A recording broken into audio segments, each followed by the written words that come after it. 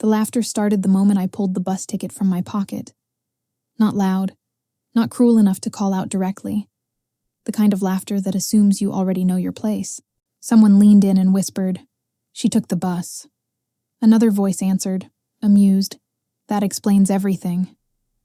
I smiled, nodded, pretended it didn't matter. But in that moment, every single person there decided who I was. And more importantly, who I would never be allowed to become. They thought the way I arrived defined my value. They thought transportation meant status. They thought humiliation was harmless. What they didn't know was that they were judging the wrong moment. Because weeks later, the same people would hear a sound they could never forget. Not laughter, not music, but blades cutting through the air above their perfect backyard. And when they looked up, everything they believed about me would collapse at once. But none of them knew I wasn't the same girl they had thrown away. Before I tell you how a bus ticket turned into the most shocking arrival of their lives, I want to know something. Where are you watching from right now? Drop your city or country in the comments.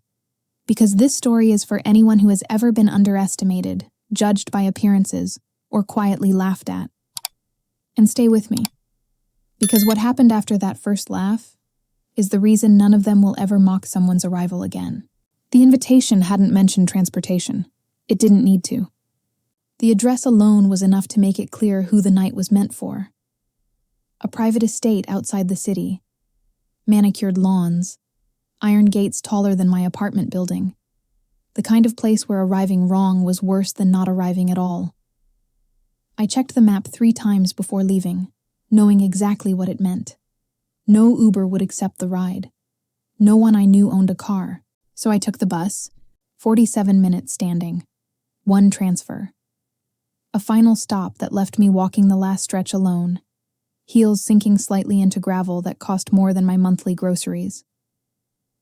By the time I reached the gate, my hands were already cold. Not from the weather, but from what I knew was waiting on the other side. The guard glanced at my name, then at me. His eyes lingered just long enough to register doubt. Then the gate opened. Inside, the backyard looked like something out of a magazine. Long tables dressed in white linen, crystal glasses catching the sunset, people dressed in effortless luxury, moving as if the world had always been arranged for their comfort. Conversation slowed the moment I stepped in. Not silence. Assessment. I tried to blend in. That was my first mistake. Someone asked casually, "Did you drive or?" I hesitated half a second too long. "The bus," I said quietly. That was all it took. The laughter didn't explode. It spread. Soft. Controlled. Shared. A woman near the bar smiled without warmth. "Wow," she said. "That's brave." Another voice followed. "I didn't even know buses came out here." They weren't shouting. They didn't need to. This kind of humiliation was designed to be polite. I felt my face burn, but I didn't leave. Because leaving would have confirmed everything they already believed. So I stayed. And that decision would cost them far more than they imagined. But I had no idea yet how high the price would be. I wasn't new to being judged by how I arrived. I grew up learning routes instead of addresses. Which bus ran late? Which stop felt unsafe at night? Which driver waited an extra second when he saw someone running? Transportation wasn't convenience for me. It was survival math. My mother cleaned offices after hours. My father disappeared early enough that I learned not to ask questions. We lived in a place where silence meant bills were overdue, and laughter meant something had finally gone right. I learned early that dignity was something you carried inside, because the world rarely offered it freely. School was my escape. Grades were the only currency that didn't ask where I came from. I worked harder than everyone around me because I couldn't afford not to. Scholarships, side jobs, long nights that smelled like cheap coffee and exhaustion. I told myself it was temporary, that one day, effort would outweigh origin. But effort doesn't impress people who inherited everything. When I started brushing against wealth, through work, through proximity, through invitations I technically qualified for, I realized something brutal. They didn't see my discipline. They saw my gaps, the pauses in my speech, The clothes that were right but not effortless. The way I checked prices without meaning to. And now, standing in that backyard, holding a drink I didn't ask for, I saw the same pattern repeat itself. They weren't laughing at the bus. They were laughing at the idea that I thought I belonged. What none of them knew, what no one could have known, was that this was the last time I would ever arrive quietly. And the next sound they'd associate with my name would not be laughter. I met him because I stayed. Not because I was brave, because I refused to disappear. While the laughter softened into whispers and people returned to pretending I wasn't there, I moved toward the edge of the gathering, away from the lights, away from the performances. I stood near the back of the property where the lawn ended and the land dropped into darkness. That's when I noticed him. He wasn't watching the party. He was watching reactions. Mid-40s, calm posture, no urgency in his movements. He wore wealth the way some people wear confidence, quietly, without explanation. When our eyes met, he didn't look away. He didn't smile either. He simply nodded, as if acknowledging something unspoken between us. "You came alone," he said. It wasn't a question, and it wasn't judgment. "Yes," I replied. "On purpose?" I hesitated, then told the truth. I didn't want to owe anyone my arrival. That was when he smiled. Not wide, not impressed, interested. He asked what I did for work. I answered carefully, used to watching people lose interest halfway through. He didn't. He asked follow-up questions, sharp ones, about logistics, about systems, about how I thought rather than where I'd studied. I didn't know his name yet, but I could feel something shifting. Behind us, laughter flared again. Someone mimicked the word bus. I stiffened. He didn't turn around. "They're loud when they think they're safe," he said quietly, "but they don't own the sky." I frowned. "The what?"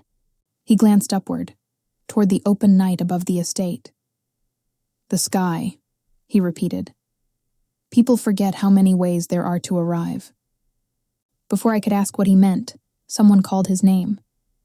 The laughter stopped again, this time instantly. I watched faces change as he turned. Recognition, deference, calculation, and that's when I realized something terrifying. Whoever he wasn't just another guest, and whatever he'd just seen in me, he hadn't seen it by accident. He didn't offer to save me. That mattered. Instead, he offered perspective. We met again 2 days later. Coffee this time, not champagne. He asked me to walk him through a problem his team couldn't solve. I thought it was a test. It was worse. He actually listened. I challenged an assumption everyone else had accepted. He didn't defend it. He questioned it. We tore the model apart and rebuilt it in under an hour. When we finished, he leaned back and exhaled slowly. "That's why they missed you," he said. I finally asked who he was. He told me his name, and then everything made sense. The private aviation contracts, the land ownership, the way the room had bent around him. He didn't say billionaire. He didn't need to. What he did say next changed everything. "They don't respect effort," he said. "They respect spectacle, and spectacle requires timing." I thought of the backyard, the laughter, the bus. "I don't want revenge," I said. He nodded. "Good. Revenge fades. Precision doesn't." Over the next weeks, nothing about me became louder. Everything became sharper. I learned how he moved people without raising his voice. How presence could replace permission. How silence could be weaponized. He didn't dress me. He didn't train me. He repositioned me. And then he asked one final question. "Do you want to arrive the way they expect?" he said. "Or the way they'll never forget?" That's when I understood. The helicopter wasn't about luxury. It was about rewriting the moment they thought defined me. And when the day came, they wouldn't hear it until it was already above them. The sound came first. Low, distant, unfamiliar in a place designed for quiet luxury. At first, no one reacted. The music kept playing. Glasses clinked. Laughter floated across the lawn like nothing could touch them here. But the sound didn't fade. It grew, a deep, mechanical pulse rolling through the air, vibrating through the ground beneath our feet. Conversations stuttered. Someone frowned and looked toward the trees at the edge of the property. Then someone laughed again. "Nobody told me this was an air show." I didn't move, because I knew. The music cut abruptly as the sound swallowed everything else. The ground lights flickered. Dresses fluttered. Hair lifted. Napkins slid off tables like they'd been pushed by an invisible hand. People started looking up, and then the shadow passed over them. The helicopter descended slowly, deliberately, its lights cutting through the night sky like a declaration. Not rushed, not dramatic. Controlled. The laughter died first, then the whispers, then every last trace of certainty. I watched faces shift through disbelief, confusion, denial, searching for context, for permission, for someone to explain what was happening. Someone shouted over the noise. "Whose is that?" No one answered. The helicopter settled into the backyard they'd bragged about all night. The grass flattened beneath the force of it. Tables rattled. Champagne spilled. And still no one spoke. When the blades finally slowed, the silence felt heavier than the noise had been. The door opened. I stepped forward before anyone else could. This time I didn't arrive quietly. I arrived visibly. I felt their eyes before I saw their faces. The same people who had watched me fold a bus ticket with amusement now stared like the ground had betrayed them. Someone dropped a glass. It shattered. I walked past them without stopping. No apology, no explanation, no acknowledgement. Behind me, the man who had repositioned my life followed at an unhurried pace. He didn't introduce himself. He didn't need to. Everyone already knew. The host stood frozen near the edge of the lawn, his smile locked in place, eyes wide, calculating too late. His wife's hand tightened around her clutch like it might disappear. I met his gaze, and for the first time, he understood something he never had before. It was never about how I arrived. It was about who decided when, and this time I had. No one knew where to stand anymore. The hierarchy that had been invisible minutes earlier cracked in front of everyone. People who had laughed the loudest now looked for exits. Others rushed to their phones, pretending to check messages while desperately trying to identify what they'd just witnessed. I could hear fragments of panic disguised as curiosity. "Is that private? Do you know whose helicopter that is?" I swear she wasn't important. The host finally moved, forcing his smile back into place as if confidence could be summoned on command. He approached with his hand extended, voice overly warm, eyes scanning behind me for confirmation. "Well, this is unexpected," he said. "You should have told us you were arriving differently." I looked at his hand, then at his face. "I did," I said calmly. "You just didn't listen." His hand dropped. Around us, people began rewriting history in real time. Compliments surfaced where mockery had lived minutes earlier. A woman who had laughed near the bar leaned in too close, whispering, "I always knew you had something special." I stepped away from her without answering. They weren't impressed. They were afraid. Because fear is what happens when people realize their judgment no longer matters. The wife stood rigid near the terrace, clutch pressed flat against her chest, eyes fixed on me like I was a problem she couldn't solve. Her friends formed a loose shield around her, murmuring explanations that convinced no one. I felt it then, the shift. The moment power changes hands without permission. The man beside me spoke for the first time since we landed. "She's here as my guest," he said, voice steady, effortless. "And as my partner." The word landed harder than the helicopter had. Partner. Phones lowered, eyes widened.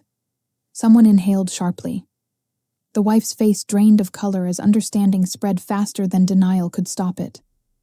And still, no one asked the question they wanted answered most. How? Because asking would mean admitting they'd been wrong from the start. I walked forward again, heels steady against the stone path. Conversations collapsed behind me. People parted instinctively, creating space they'd never offered before. And that's when I realized something chilling. They weren't watching me anymore. They were watching her. Waiting. Because everyone in that backyard understood one thing now. This wasn't an arrival. It was the beginning of consequences. The music stopped. Not abruptly, not dramatically. It simply faded, like someone quietly pulling the plug on denial. The host cleared his throat, forced laughter echoing where confidence should have been. "Well," he said, clapping once too loudly, "let's all relax. This is still a celebration." No one moved. Because celebrations don't arrive with helicopters. The wife finally stepped forward. Her smile was tight, fragile, stretched across a face trained to dominate rooms without resistance. She looked at me the way people look at a rumor they don't want confirmed. "So," she said lightly, "this is quite the entrance. But I don't think we've been properly introduced." I tilted my head. "You already introduced me," I said. "Earlier, just not by name." A ripple moved through the crowd. She blinked. "I'm sorry?" "You called me the girl with the bus ticket," I continued, voice calm enough to hurt. "You laughed about how some people shouldn't attend events they can't afford to arrive at properly." Her friends froze. Someone gasped. She opened her mouth, then closed it again. "I think there's been a misunderstanding," she said quickly. "I was joking."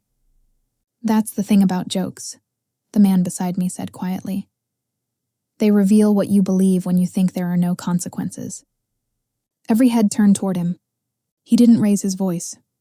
He didn't need to. "She works with me," he continued. "Not as staff, not as assistants, as leadership." Silence. "She oversees logistics for my private aviation network." The wife's breath caught. "And the helicopter you mocked," he added, eyes never leaving her face, "is registered to my company. The same company currently finalizing a partnership with 3 of the donors standing in this backyard." Phones came out again, but this time no one was recording. They were checking positions. I took one step forward. "I didn't come here for revenge," I said. "I came because humiliation only works when silence protects it." The host swallowed hard. The wife's smile finally broke. "But that's not the real reason we're here," the man beside me said. "Is it?" I looked at him once, then back at her. "No," I said, "it isn't." I reached into my clutch. Not dramatically, not slowly, just enough to make every breath in that backyard pause. "I came because your husband's foundation," I continued, "has been funding flights through a company that doesn't exist." A murmur rose. "And because those flights," I added, "were logged under humanitarian aid, while being used for private luxury travel." Her eyes widened. The man beside me spoke again. "We noticed the pattern 6 months ago. Tonight was simply the most convenient place to confirm who already knew." The wife staggered back half a step. Someone whispered her name. Another donor quietly stepped away. And in that moment, I understood something powerful. They hadn't mocked my bus ticket because it was cheap. They mocked it because it reminded them how fragile their own power really was. And now that power was unraveling, publicly. The party didn't end. It collapsed. Not with shouting or drama, but with distance.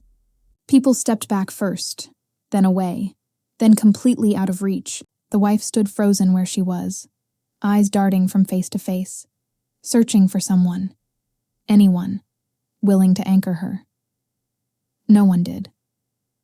The same women who had laughed beside her minutes earlier now found sudden fascination in their phones, their drinks, the grass beneath their heels. One donor murmured an excuse and left. Another followed. Then another. The host's face had gone gray. His hands shook as he reached for his glass, missed it, and tried again. This can all be clarified," he said weakly. But no one was listening anymore. Clarifications don't matter once trust evaporates. A man in a navy blazer, someone important enough that people noticed when he moved, leaned toward the billionaire beside me. "We should talk," he said quietly. "Tomorrow morning." The billionaire nodded once, that was all. Across the yard, I saw the husband. He had been laughing earlier, loud, careless. Now he stood rigid, staring at the helicopter as if it had personally betrayed him. His mouth opened, closed, then opened again. But no sound came out. He looked at his wife. She looked at him, and in that moment, I realized something devastating. They hadn't prepared a defense. They had prepared arrogance. Security approached, not urgently, not aggressively, just enough to signal a shift, the kind of movement that tells a room exactly who no longer belongs at the center of it.